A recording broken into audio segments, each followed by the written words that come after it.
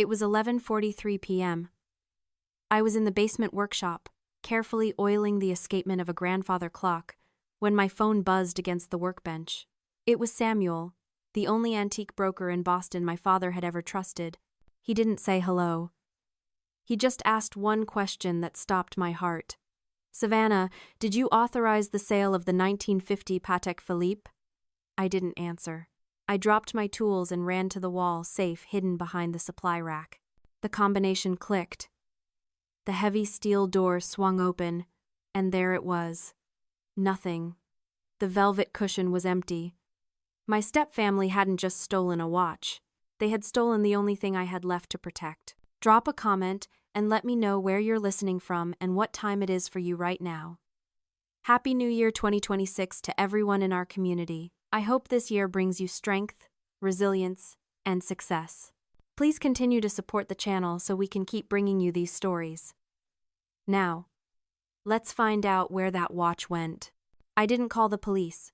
Not yet. I grabbed my coat and drove into the rain, the windshield wipers counting time like a metronome. My hands on the steering wheel were steady, but my mind was dissecting the last 24 hours with forensic precision. I knew who took it. I knew exactly who took it. For years, the dynamic in our house had been as predictable as gravity. There was Dakota, my 26-year-old stepbrother, the loud, chaotic visionary who treated every family dinner like a pitch meeting. He didn't have a job. He had projects. He didn't have debt. He had leverage. Then there was me. Savannah, the archivist, the one who spent her weekends in a basement workshop inhaling varnish and dust, restoring antiques that other people had thrown away. To my mother, Lisa, and my stepfather, Gary, Dakota was a fragile genius who just needed one big break. I was the furniture, sturdy, reliable, and completely incapable of being hurt because I never complained. I parked in front of Samuel's shop, the neon sign buzzing in the wet darkness. The smell of old paper and brass hit me the moment I walked in. Samuel was waiting by the counter, a velvet tray in front of him. On it sat my father's 1950 Patek Philippe. It looked small under the harsh fluorescent lights, vulnerable. "He came in 4 hours ago," Samuel said, his voice low and dangerous. He said he was minting an NFT collection. Something about digital land in the metaverse. He needed liquidity immediately. "How much?" I asked. My voice didn't shake. $10,200. Samuel pushed a receipt toward me. He took cash, said he'd double it by Friday. I stared at the watch. My father had bought this with the first check he ever earned as a master watchmaker. It wasn't just metal and glass, it was the anchor of my entire life, and Dakota had traded it for a JPEG and a prayer. But then, the real realization hit me. It wasn't just Dakota. He didn't know the combination to my wall safe. Only one other person did. My mother. It hit me with the force of a physical blow. The scapegoat's silent burden. That was my role. My mother hadn't stopped him because she operated on a twisted economy of emotional fragility. In her eyes, Dakota was glass if he didn't get his way. If he didn't get his funding, he would shatter. He would spiral. But I was steel. I was the boring, practical daughter who paid her bills and fixed her own flat tires. She believed I could survive the loss. She believed I was strong enough to be robbed. She had weaponized my competence against me, deciding that my legacy was a fair price to pay to keep her golden child's ego intact for another week. I didn't cry. Tears imply surprise, and I realized I wasn't surprised. I was done. Samuel watched me, his hand hovering over the watch. He looked like he wanted to say something, to offer comfort. But I didn't want comfort. I wanted leverage. "I need to buy it back, Samuel," I said, reaching for my bag. He shook his head. "You don't understand, Savannah. I didn't file the paperwork. This transaction never officially happened." "Why?" I asked. "Because when I picked it up to log the serial number, I noticed something." He picked up the watch and handed me a jeweler's loupe. "The weight is wrong." I took the loupe, my fingers trembling slightly as I brought the magnification to my eye.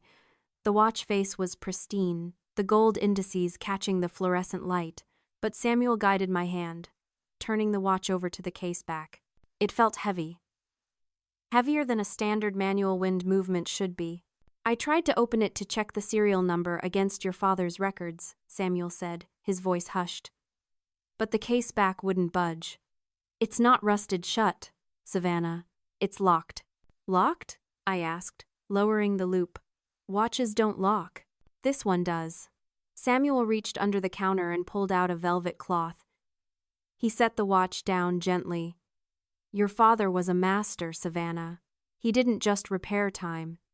He understood it. Look at the crown. I looked. The winding crown had a tiny, almost invisible engraving on the side.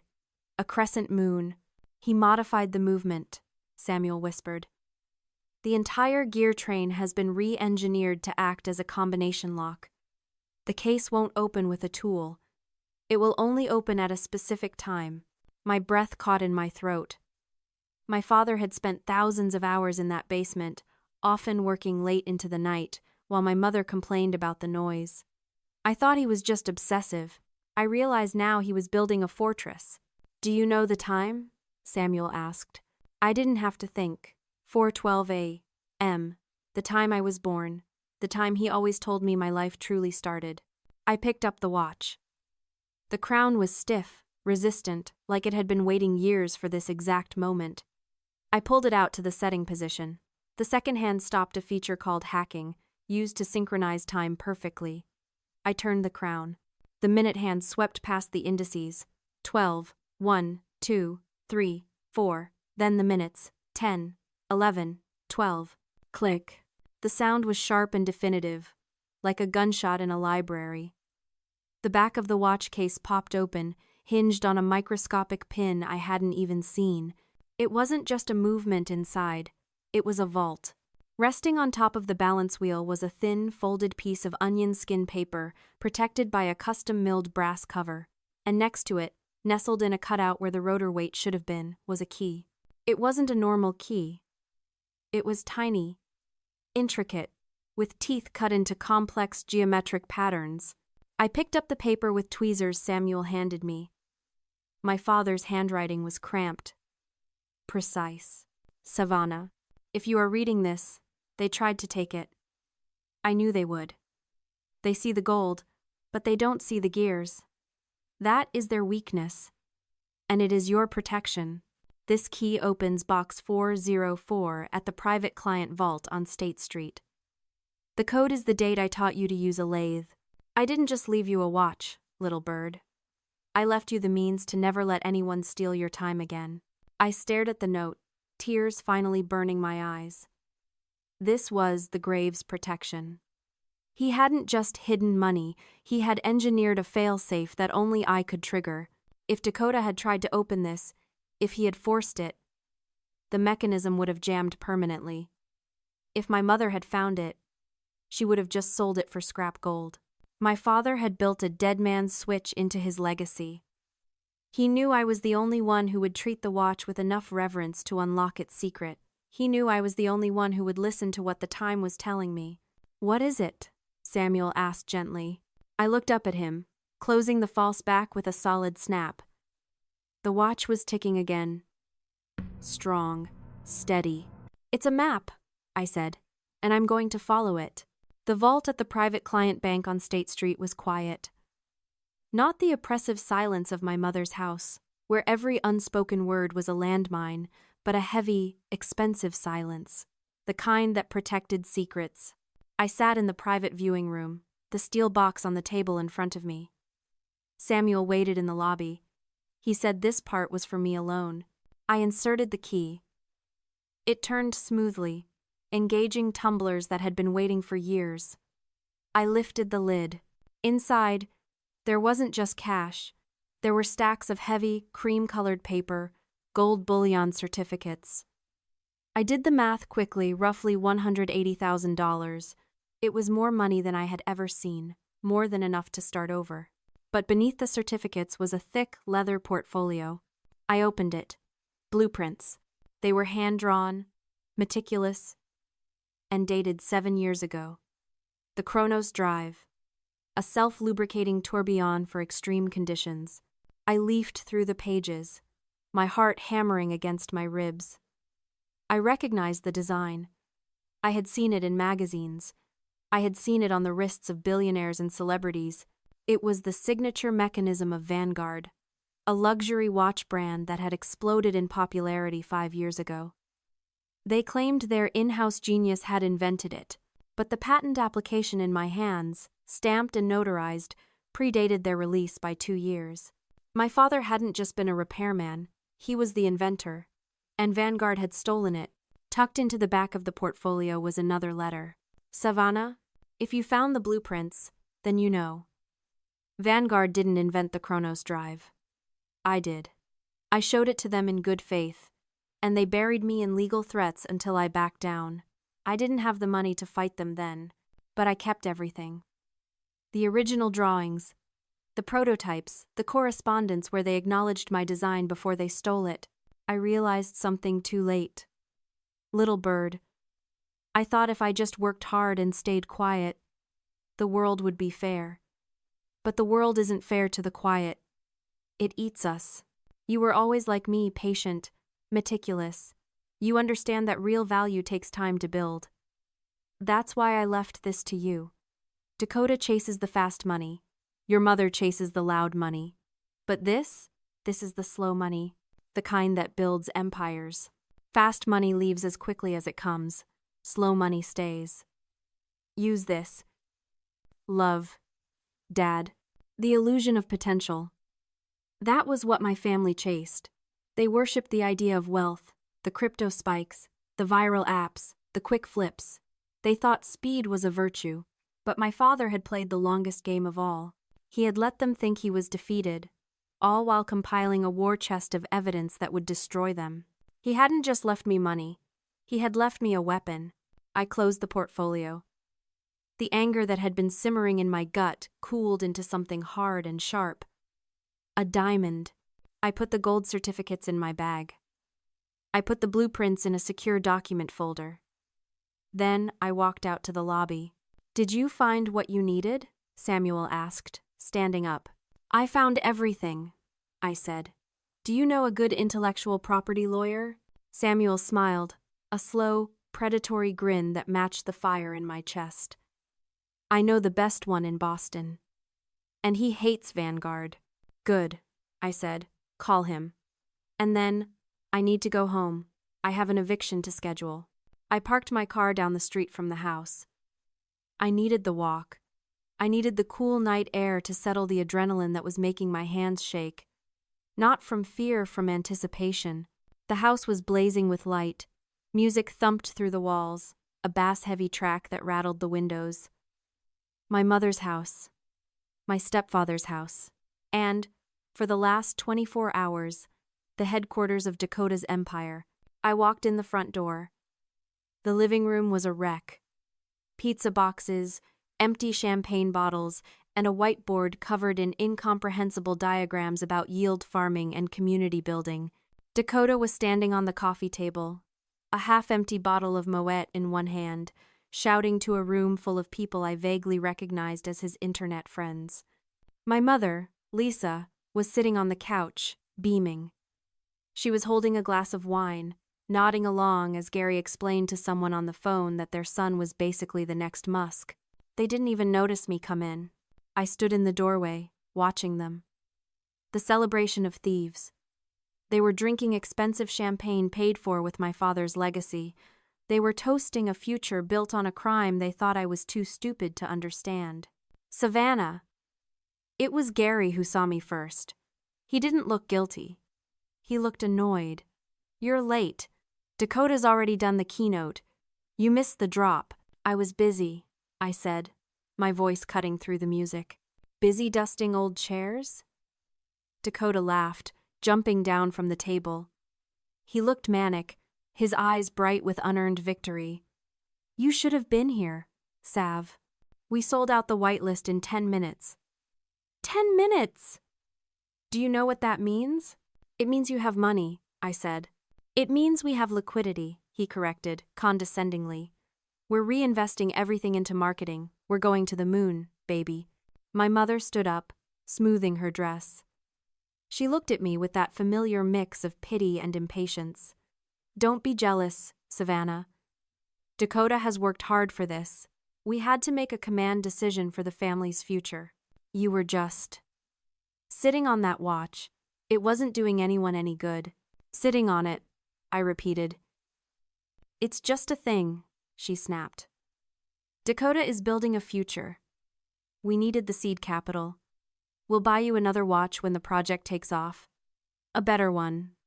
Maybe an Apple Watch. The room chuckled. The disrespect was so casual, so ingrained, they didn't even realize they were twisting the knife. So you admit you stole it, I said. We leveraged an asset, Gary said, stepping forward. We're a family. What's yours is ours. Stop being so selfish. You always do this trying to ruin everyone's joy because your own life is so small. Small. That was the word they always used. My life was small because it was quiet, because it was patient, because it didn't scream for attention. I walked over to the dining table, pushing aside a stack of promotional flyers. I reached into my bag and pulled out the Patek Philippe. I set it down on the sticky wood. The laughter died instantly. Dakota froze. My mother's glass stopped halfway to her mouth. You bought it back? Dakota asked, his voice losing its swagger. How? With what money? I didn't buy it back, I said. I reclaimed it. Well, good, Gary said, recovering first. Now you have it back. No harm done. You can stop looking so dramatic. Oh. There's harm done, I said. I reached into my bag again. This time, I pulled out a thick, blue legal folder. And we're just getting started. The silence in the room was absolute. The thumping bass had been cut, leaving only the sound of heavy breathing and the hum of the refrigerator. Dakota stared at the blue folder in my hand like it was a live grenade. What is that? Lisa asked, her voice tight. More of your dusty paperwork? It's an accounting, I said. Of everything you've stolen. I opened the folder and slid the first document across the table. It was a police report, filed that morning. Grand larceny. Theft of property over $10,000. The serial number of the watch is listed. So is the name of the person who pawned it. Dakota paled. You called the cops? On family?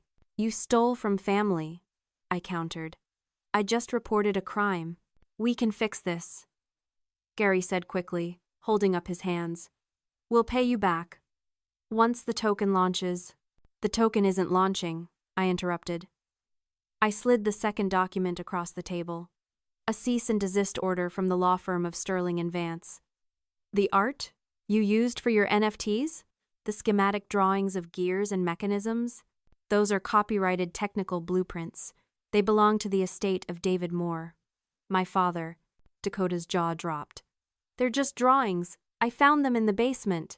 You found intellectual property, I said. And you minted it on a public blockchain. That's copyright infringement. My lawyers have already contacted the platform. Your collection has been delisted.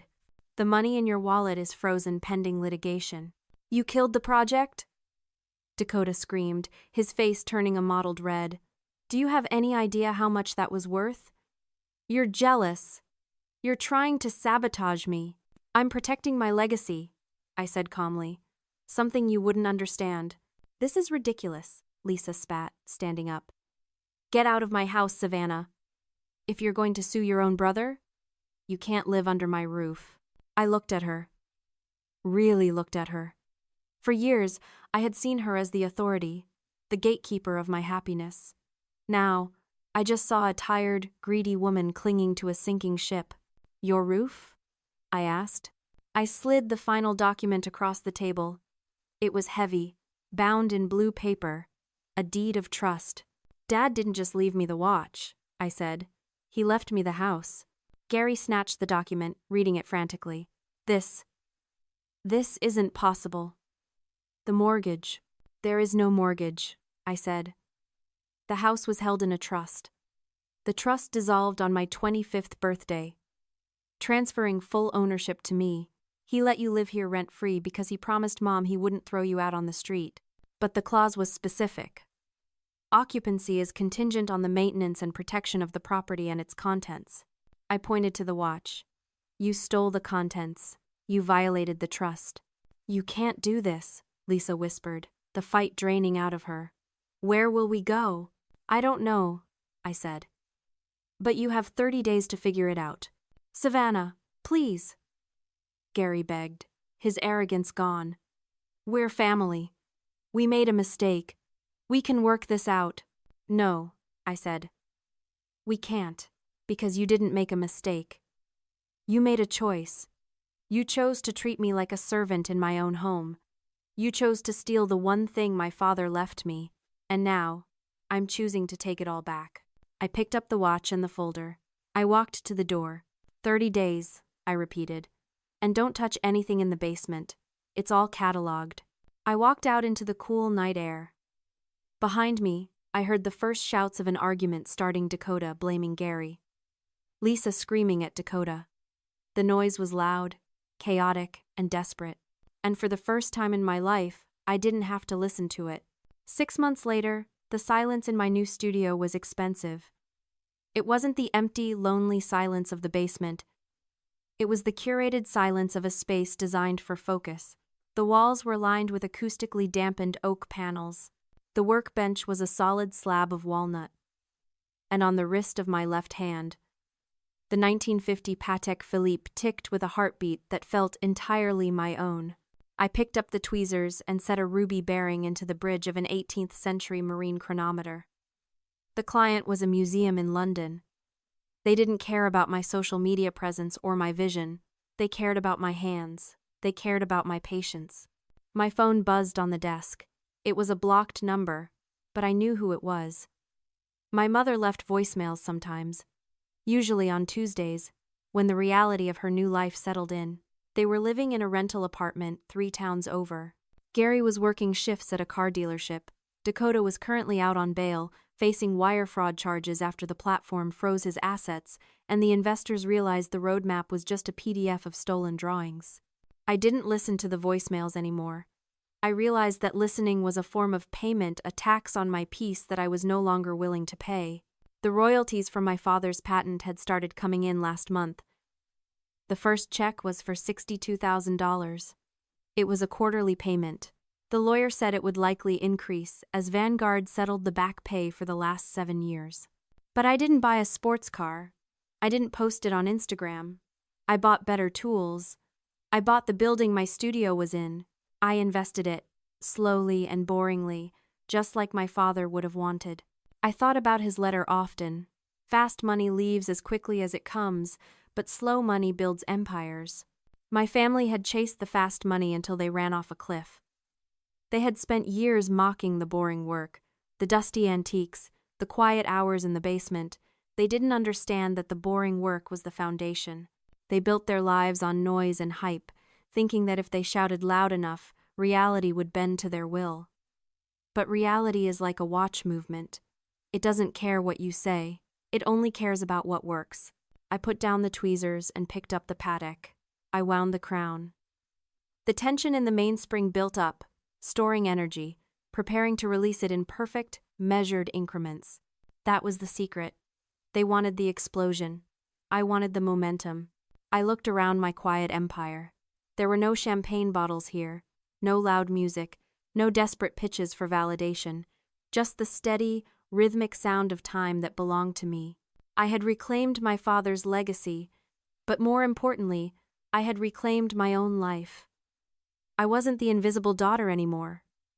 I was the watchmaker, and my time was just beginning. If you've ever had to be the strong one while everyone else got to be careless, share this story. Let's remind the world that silence isn't weakness, it's preparation.